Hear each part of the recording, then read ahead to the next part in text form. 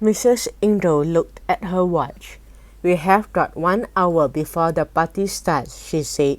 "We could pop round to the dry cleaners and see if they can help. But I have still got the fairy cakes to ice. I do not know how I will get everything done in time." "We will ice the cakes for you while you are out," Trusty suggested cheerfully. "Yes," Rachel put in. "We are good at icing," she added, remembering the icing they had made at Trusty's birthday party.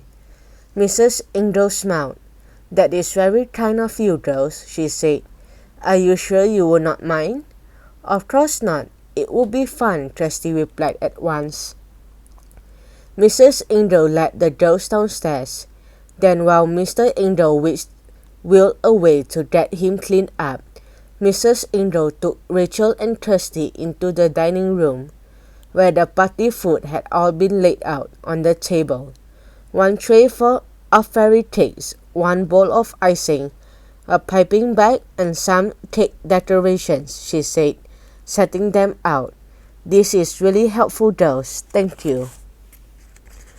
Then Charlotte and her mom hurried off to the dry cleaners with Charlotte's ruined dress. As soon as Trusty and Rachel heard Mrs. Ingle's car leave the driveway, they looked at each other meaningfully. "We've got to find that goblin," Trusty said in a low voice, "before he does anything else to spoil the party." "Well, we must have been in Charlotte's room not so long ago. Let us go up and see if he is still there," Rachel suggested. The girls made their way upstairs to Charlotte's room. Trusty put her finger to her lips, then crept up to the wardrobe and flung the door open. Rachel's heart was pounding as she and Trusty peeped inside. Jack Frost's goblins were very sneaky. You could never tell where they were going to pop up.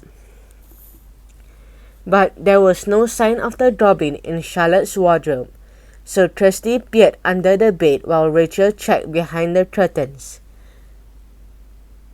Then Rachel looked beneath Charlotte's duvet and Trusty checked on top of all the cupboards. "Either he's hiding somewhere really clever, or he has left the room," Trusty said at last. Rachel sighed. "He could be anywhere in the house by now," she said, "just waiting to cause more trouble." Trusty glanced at her watch. "Come on, we'd better get on with those cakes," she said. "Otherwise we will be the ones spoiling Charlotte's party." Downstairs, Trusty and Rachel began icing the cake, trying to think where the goblin might be hiding. Trusty piped heart shapes onto each cake, while Rachel decorated them with hundreds and thousands.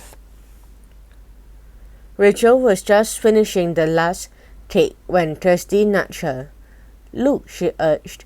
Rachel looked up to see a stream of tiny sparkly red hearts floating past the window. Both girls ran over to take a closer look. There, waving at them through the glass, was a beautiful smiling fairy.